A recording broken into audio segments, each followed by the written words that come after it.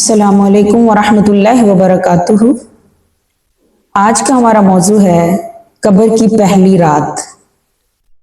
دیکھتے ہیں قبر کی پہلی رات کے بارے میں ہمیں کیا پتہ چلتا ہے۔ عموماً ہم سب کو پتہ ہے اس بات کا کہ ہم نے لوٹ کر جانا ہے، واپسی بھی جانا ہے، اور ہمیں پتہ بھی ہے اس بات کا کہ یہ دنیا عارضی ہے۔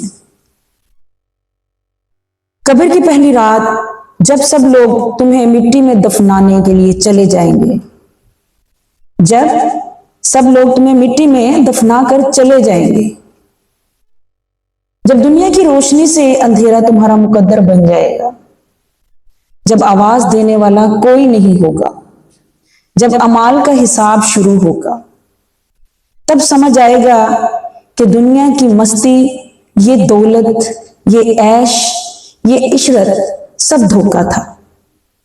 اگر آج نیکی کی راہ اپنائی اور اپنے آپ کو ٹھیک کیا تو وہ گھر جو ہمیشگی کا ہوگا، پھر وہ عیش و عشرت والا ہوگا۔ پھر اسی طرح دیکھیں کہ اگر آج نیکی کی راہ نہ اپنائی، گمراہی کے راستے پر ہی چلتے رہے، تو کل قبر کی تنہائی بھاری ہوگی۔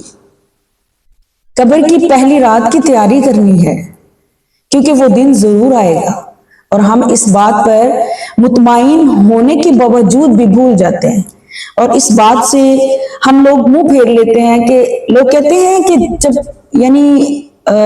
زندگی ختم ہوگی یا مریں گے تو دیکھا جائے گا۔ عموماً ایسی بات نہیں ہے، کیونکہ جب ہم رات کو سو رہے ہیں تو ہمیں صبح کا نہیں پتا کہ ہم صبح اٹھ جائیں گے یا نہیں اٹھیں گے۔ تو اپنے آپ کو اتنی تسلی میں مت رکھیں۔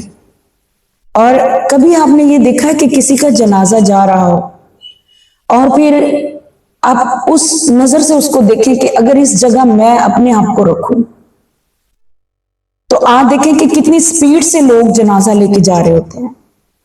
تو اگر میں سوچوں کہ اس جگہ پہ میرا اسی طرح سے سپیڈ سے جا رہا ہو، تو جب قبر میں اتار دیا جائے گا اور جب قبر میں دفنا کر واپس لوگ چلے جائیں گے، وہاں کون کام آئے گا؟ کوئی رشتہ آپ کا کام نہیں آئے گا، کوئی دولت آپ کی کام نہیں آئے گی، کوئی عیش و عشرت، موج مستیاں کچھ کام نہیں آئے گا۔